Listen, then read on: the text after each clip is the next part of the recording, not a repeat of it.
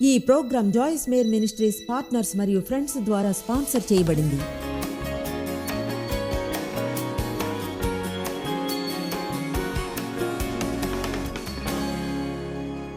ఈరోజు మీతో భావాల బాధను దాటి ముందుకు వెళ్ళడం గురించి మాట్లాడతాను. భావాలు, ఫీలింగ్స్ని మనపై కంట్రోల్ చేయనిస్తే మన భావాలకు మనపై అధికారాన్ని ఇస్తాం. మన జీవితాలపైన వ్రాసుకోవచ్చును, నాశనం అయి పాడైపోయినవని. మీ ఫీలింగ్స్ని నమ్మలేరు, అవి మీకు నిజాన్ని చెప్పవు. అవి ఎప్పుడూ మారుతూ ఉంటాయి. మీకు తెలియదు అవి ఎప్పుడు వస్తాయో. ఒక విధంగా ఫీల్ అవుతూ పడుకోవచ్చు, ఉదయాన వేరేలా ఫీల్ అవుతూ లేవచ్చు. ఐడియానే ఉండదు ఏమైందో. సంతోషంగా పడుకోవడానికి వెళ్ళారు, మంచం మీదకు లేచారు, ఇప్పుడు చెడు మూడ్లో ఉన్నారు. ఏం జరిగిందో తెలియదు. సమస్య ఏమిటంటే మనం తెలుసుకున్నంతవరకు చాలామంది భావాల ప్రకారంగా ప్రవర్తిస్తారు. ఫీల్ అయినట్లే చేస్తుంటే ఎవరైనా ఉన్నారా మీ జీవితంలోని కొన్ని సంవత్సరాలైనా ఫీల్ అయినట్లుగానే చేసిన వాళ్ళు? ఓకే, కొంతమంది ఉన్నారు ఇక్కడ మధ్యలో అలా చేయని వారు. గొప్ప విషయమే. వాళ్ళందరూ మన కోసం ప్రార్థన చేస్తారు. మనం సమస్యల్లో పడ్డానికి కారణం ఆలోచించిన ప్రకారం జీవిస్తాం. ఏం కావాలో ఎలా ఫీల్ అవుతామో దాన్ని ఇలా అంటాను, కావాలి అనుకుంటా ఫీల్ అవుతా. దాని గురించి ఓ 2 వారాల క్రితం బోధించాను. అది మన ప్రాణంతో మాట్లాడటం. దేవుడు మాట్లాడడం కాదు. మీ ప్రాణం మీకు దేవుని గురించి ఏమీ చెప్పదు, మీ గురించే చెప్తుంది. నాకు కావాలి, నేను అనుకుంటా, ఫీల్ అవుతా. ఆ ప్రాణపు రాజ్యానికి మనపై అధికారాన్ని ఇస్తాం. పరిశుద్ధాత్మ చేత జ్ఞానం కలిగినప్పుడు దేవుడు మన లోపల నివసించడానికి వస్తాడు. క్రీస్తుని స్వీకరించినప్పుడు తిరిగి జన్మిస్తాం. ఇప్పుడు ఏదో వేరైంది మన జీవితంలో కార్యం చేస్తుంటుంది. మనకు దేవుని ఆత్మ లోపల ఉంటుంది. ఆయన ఏం కోరుకుంటాడో అది చెప్పాలనుకుంటుంది. మన కోసం ఏం కోరుకుంటాడో, కేవలం మనం ఏం చేయాలంటాడో అదే కాదు, కానీ మనకేం కావాలంటాడో. యోహాను 10:10, దొంగతనానికి, హత్యకు, నాశనానికి వస్తాడు. యేసు అన్నాడు, నేను వచ్చింది. దేవునికి స్తుతులు వచ్చాడు. నేను వచ్చింది మీరు జీవితాన్ని పొంది ఆనందించడానికి, సమృద్ధిగా పొంగి పొర్లేంతగా. మీ జీవితాన్ని ఆనందించుకుంటే దేవుని శ్రేష్టమైనది మిస్ చేస్తున్నారు. ఎంతమంది జీవితాన్ని పూర్ణంగా ఆనందించాలనుకుంటారు? మీరు చేయాల్సిన దానిలో ఒకటి, ఒత్తిడితో ఎలా డీల్ చేయాలో తెలుసుకోవడం, సమస్యలతో ఎలా డీల్ చేయాలో, దాంతో ఓడిపోకుండా ఉండడం తెలుసుకోవడం. మీరు అనవచ్చు, చూడు జాస్, నేను ఫీల్ అయ్యే దాని గురించి ఏమీ చేయలేను, దాని గురించి మాట్లాడదాం. మనం ఫీల్ అయ్యే దాని గురించి ఏం చేయలేం. భావాలు అనేవి ఒకలా మూలమైనవి. వాటి అవసరం లేనప్పుడు వస్తాయి, ఉండాలి అనుకున్నప్పుడు వెళ్ళిపోతాయి. తెలుసా, మీరు 1001 వేరు రకాల్లో ఫీల్ అవ్వచ్చు ఒకే దాని గురించి. 30 రోజుల వాచ్మెన్ నీ చెప్పారు, భావాలు విశ్వాస యొక్క నంబర్ 1 శత్రువు అని. బహుశా అన్నిటికంటే ఎక్కువగా మన భావాలు, ఫీలింగ్స్ మనల్ని మనం చేయవలసిన వాటిని చేయకుండా ఆపుతాయి. ఫీల్ అవుతున్నా అవడం లేదు. నాకు చర్చికి వెళ్ళాలని అనిపించుకుంటే వెళ్ళను. తెలుసా, కొంతమందికి పని చేయాలనిపించదు, చేయరు. కొంతమందికి క్లీన్ చేయాలనిపించదు, చేయరు. కొంతమందికి బిల్లులు కట్టాలనిపించదు, కట్టరు. అప్పుడు అదంతా జీవితాల్లో గందరగోళంగా అవుతుంది. మరి ఈ ఫీలింగ్స్ సంగతి ఏమిటి? ఫీల్ అవ్వడానికి హెల్ప్ చేయగలనా? చూడండి, ముందుగా ఫీల్ అవుతున్న దాని గురించి ఏమీ చేయలేం. కొన్నిసార్లు ఫీలింగ్ సడన్గా వస్తుంది. అయితే ఏం చేయగలము చెప్తాను. ఆలోచన గురించి ఏమైనా చేయగలం, చెప్పేదాని గురించి ఏమైనా చేయగలం, మన ప్రవర్తన గురించి ఏమైనా చేయగలం. నాకు నమ్మశక్యం కానంతగా సహాయపడ్డ అద్భుతమైన దాన్ని తెలుసుకున్నాను. నేను పూర్తిగా తప్పుగా ఫీల్ అయినా మంచినే చేయడానికి ఎంచుకోగలను.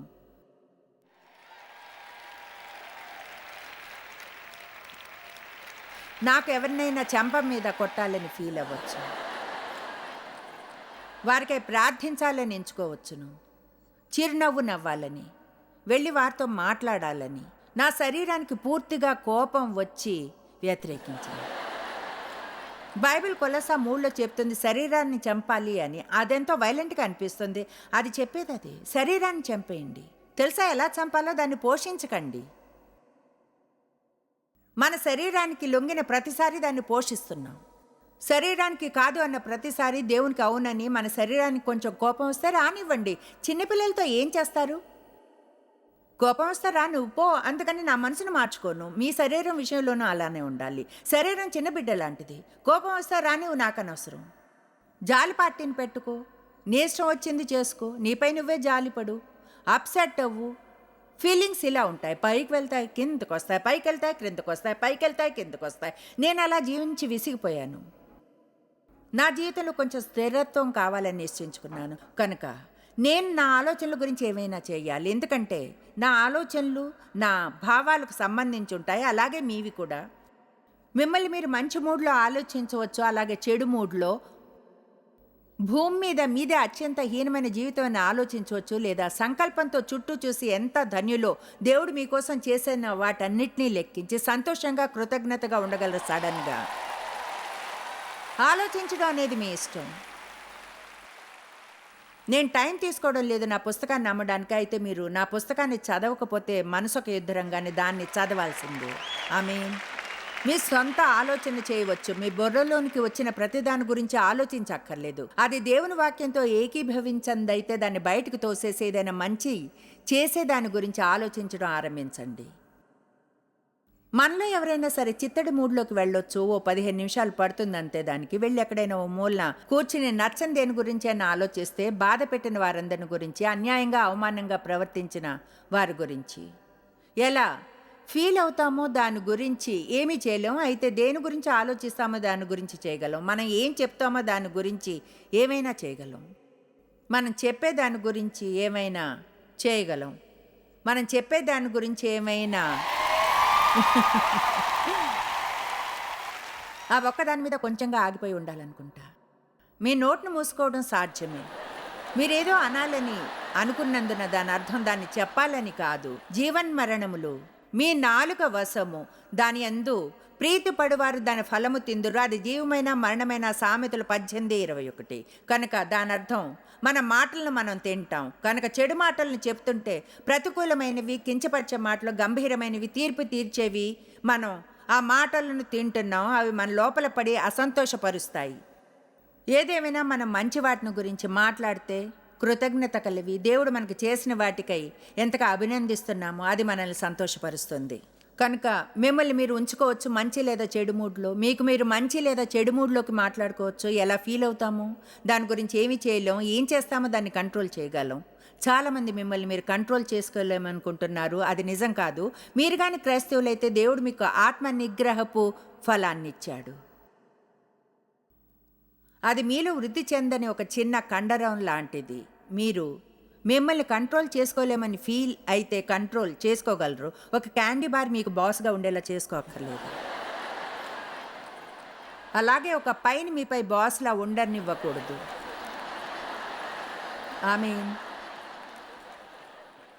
మీ లోపల దేవుని ఆత్మ ఉంది, మరియు ఆత్మ నిగ్రహపు ఆత్మ. అందరం ఏదో ఒక విధంగా గాయపరచబడ్డాం.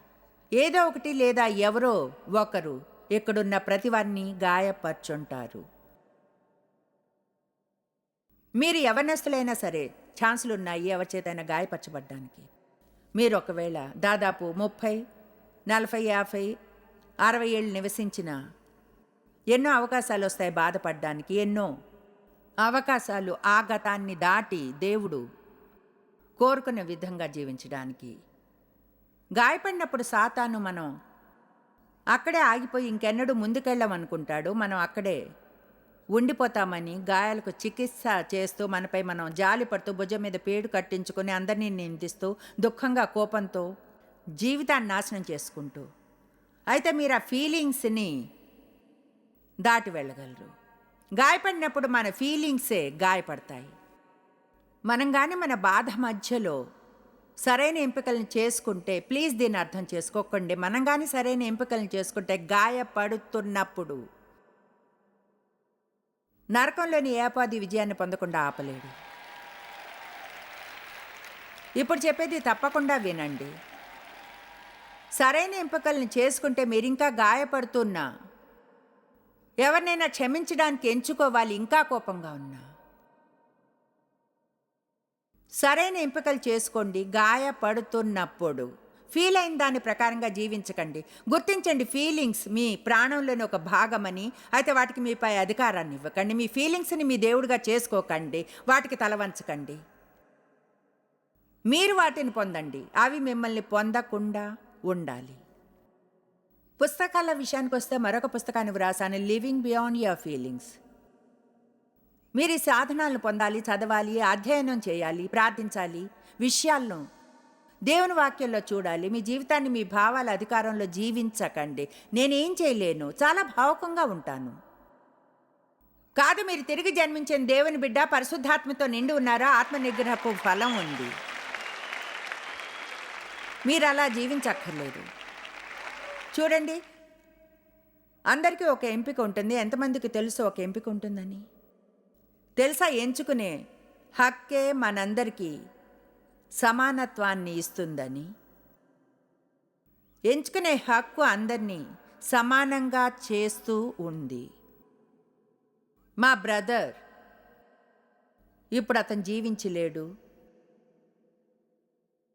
లాస్ ఏంజలీస్లో మరణించాడు. ఓ ఏడాది క్రితం పాడుబడ్డ ఒక బిల్డింగ్లో నేను ప్రపంచమంతటా సువార్తను బోధిస్తున్నాను, సహాయం చేస్తూ అతనికి హెల్ప్ చేయలేకపోయినా సహాయం పొందాలని ఎంచుకొని ఎవరికి సహాయం చేయలేరు. ఎంత ఉంటుంది చేయగలిది? ఒకవేళ తమ కొరకు ఏమి చేసుకోకుంటే వాళ్ళు మనం ఏమీ చేయలేము. నేను చేసిన ఎంపికే అతనికి ఉంది. ఇద్దరం అబ్యూజివ్ వాతావరణంలో పెరిగాం. అసలైతే అతనికంటే ఈనంగా నేనే అబ్యూజ్ చేయబడ్డాను. అతను అబ్యూజ్ చేయబడలేదు, అతను ఇగ్నోర్ చేయడు ఉదాహరణ అయ్యాడు. ఆయన ఎన్నడూ లోతుగా తవ్వి ముందుకు సాగలేదు, విషయాలను దాటి వెళ్ళలేదు. అతను ఫీల్ అయినట్లు చేశాడు. అతని ఆలోచన అతన్ని కంట్రోల్ చేసి మ్యానిపులేట్ చేశాయి. వాళ్ళతని పర్సనల్ ఎఫెక్ట్స్ నాకు పంపారు. చెప్తున్నాను, నాకు ఒక క్షణం ప్రకటన కలిగింది. అతని పర్సనల్ ఎఫెక్ట్స్ అతని జీవితానికి ప్రతినిధులుగా ఉన్నాయి. ఒక చిన్న ఎల్లో 8.5 by 11 ఎన్వెలప్లు, అది ఫుల్ కాలేదు. కనుక ఇక్కడ నేను అతని జీవితాన్ని హోల్డ్ చేయగలను. అలా అయినా నా జీవితం దేవుని దయాకృపల వలన, దేవుని సిద్ధాంతాలను తీసుకోవడం ద్వారా, వాటిలోకి వెళ్ళడం, విషయాల నుంచి వెళ్ళడం ద్వారా ఇలా అంటూ నా జీవితం అంతా విక్టిమ్గా ఉండను అని విజయాన్ని పొందుతాను. నా జీవితం అంతా ఎవరో ఏదో చేసిన దాన్ని జయించడానికి ట్రై చేస్తూ గడపను. నా టీనేజ్ వయసులో నేను అలా చేయను. మీకు ఆ విషయం చెప్పనా? దేవుడు కానీ ఎవరికైనా ఏవైనా చేయగలిగితే దేవుడు మీకు ఏమైనా చేస్తాడు. చెప్పింది విన్నారా? దేవుడు కానీ ఎవరికైనా ఏమైనా చేయగలిగితే దేవుడు మీకు ఏమైనా చేస్తాడు. మీకు ఎంపిక ఉంది.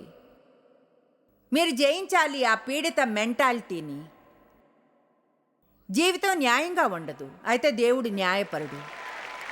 చెప్పింది విన్నారా? జీవితం న్యాయంగా ఉండదు, దాని గురించి కోపంగా ఉండడంలో అర్థం లేదు. అది న్యాయంగా ఉండదంతే. అయితే దేవుడు న్యాయానికి దేవుడు.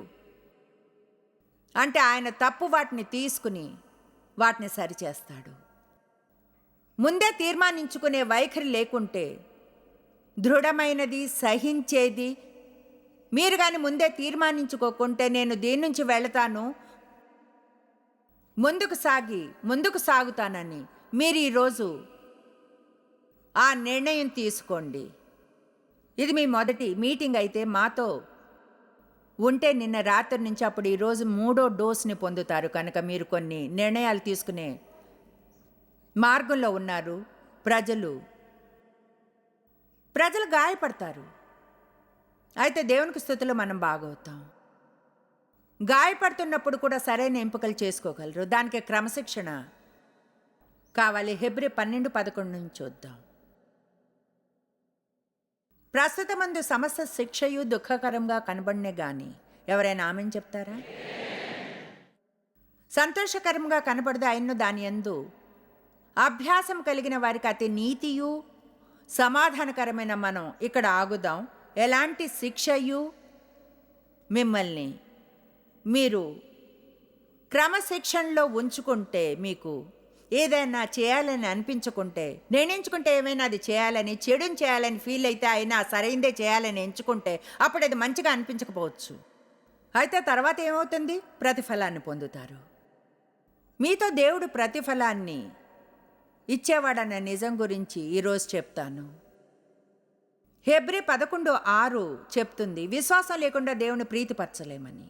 ఆయన వద్దకు వచ్చి వారు రెంటిని విశ్వసించాలని, ఆయన ఉన్నాడని, అయితే కేవలం అది ఒక్కటే సరిపోదు, ఆయన్ని శ్రద్ధగా వెతుకు వారికి ఆయన ప్రతిఫలాన్నిచ్చువాడు అని.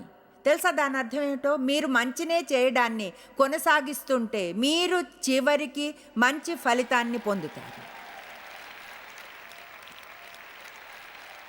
చెప్పింది విన్నారా? నేను మంచినే చేస్తూ ఉన్నాను, ఫలితం రాలేదే. ఎంతకాలంగా అలా చేస్తున్నారు? ఇలా 1 ఏడాది నుంచి చేస్తున్నా.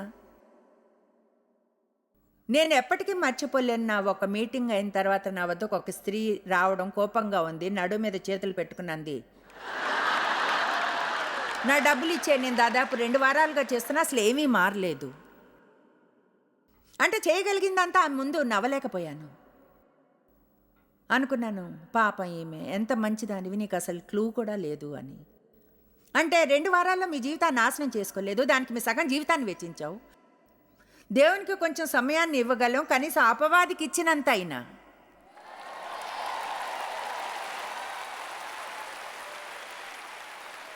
ఆమేన్.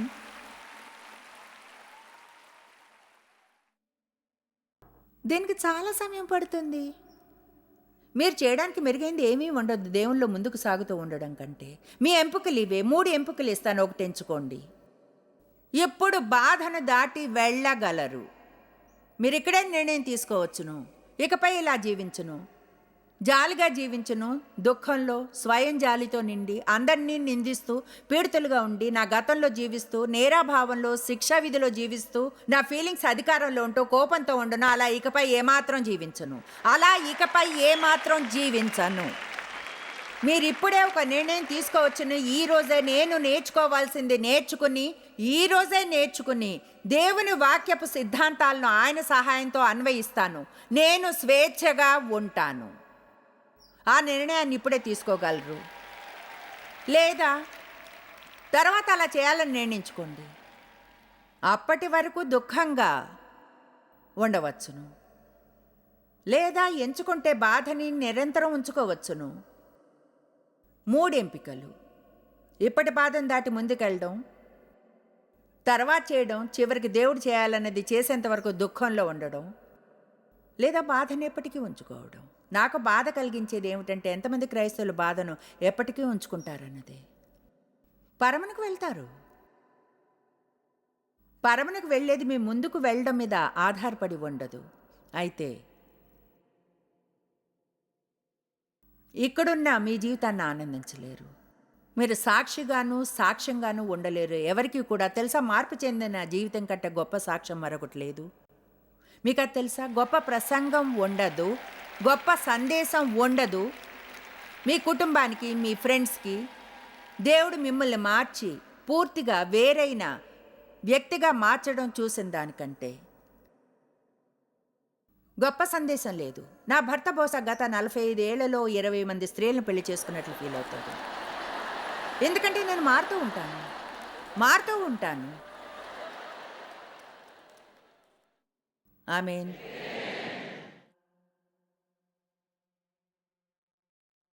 ఆయన బయటికి వెళ్ళి, తెలుసా, ఇంకెవరితోనూ చిక్కుకుపోనక్కర్లేదు. ప్రతివారం వేరే స్త్రీ ఉంటుంది ఆయనకు.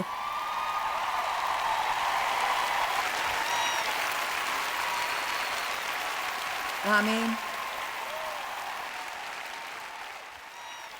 అందరికీ వాళ్ళ జీవితం ఎలా జీవించాలో చెప్పడం మానండి, వారు ఎలా జీవించాలో చూపించండి. ప్రజల ముందు స్థిరమైన జీవితాన్ని జీవించండి. ఏది మంచో చేయండి, అలా చేయాలని ఫీల్ కాకుండా. ఇప్పుడు మనం బైబిల్లో నాకు ఇష్టమైన చోటుకు వెళ్ళి చూద్దాం. యెషయా 61:7-8. మీరు అనొచ్చు, మీరు పొందిన విజయం నేను పొందితే బాగుంది సిస్టర్ జాయ్స్.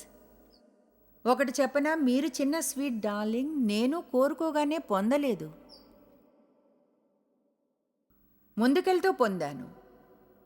ముందుకు వెళుతూ లోపలికి వదిలివేయకుండా, కన్నీటితో నదులు నింపకుండా.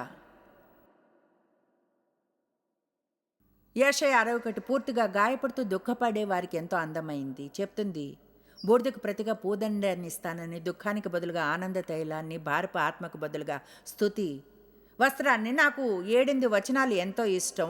నా జీవితంలో ఎంతో అవమానం ఉండేది జరిగిన దానివలన. నాకు నిజంగా అనిపించింది చాలా ఆలస్యం అయిపోయిందని. నా బాల్యం దొంగిలించబడింది, అమాయకత కూడా.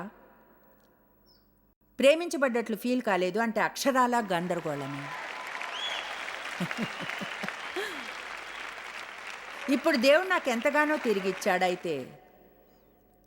యెషయా 61:7-8 బైబిల్లో ఎంతో నిరీక్షణనిచ్చింది. మీ గత అవమానమునకు ప్రతిగా రెట్టింపు ఘనత నొందుదురు అంటే దాని అర్థం ప్రతిఫలం తిరిగివ్వడం.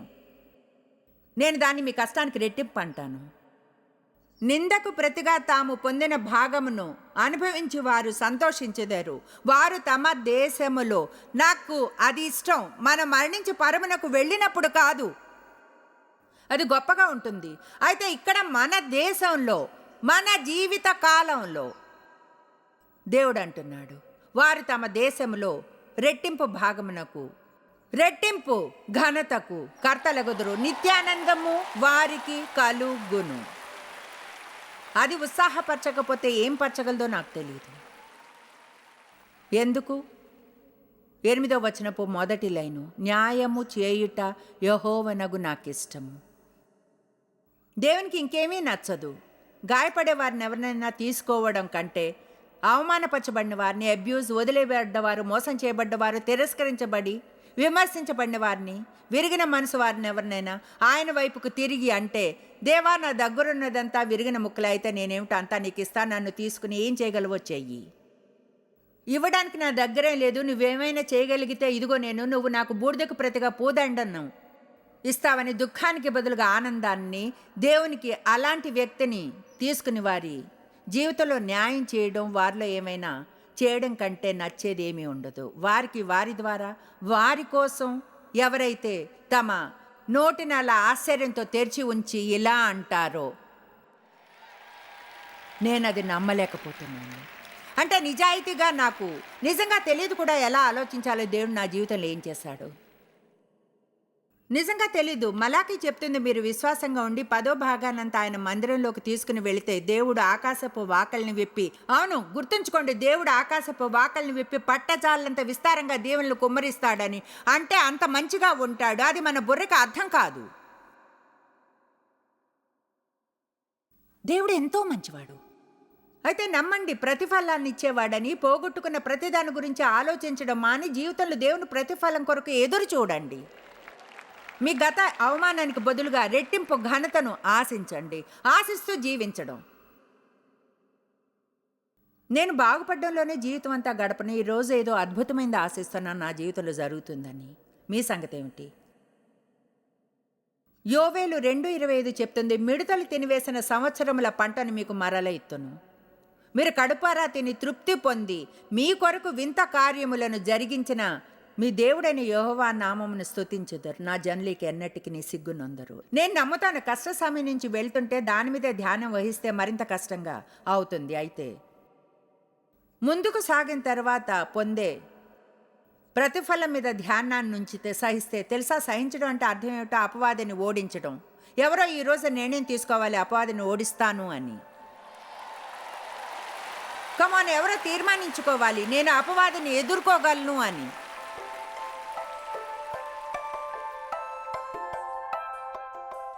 నా దగ్గర నిజంగా ఓ శుభార్త ఉంది. మీ ఫీలింగ్స్ మీ భవిష్యత్తుపై అధికారం చేయకూడదు.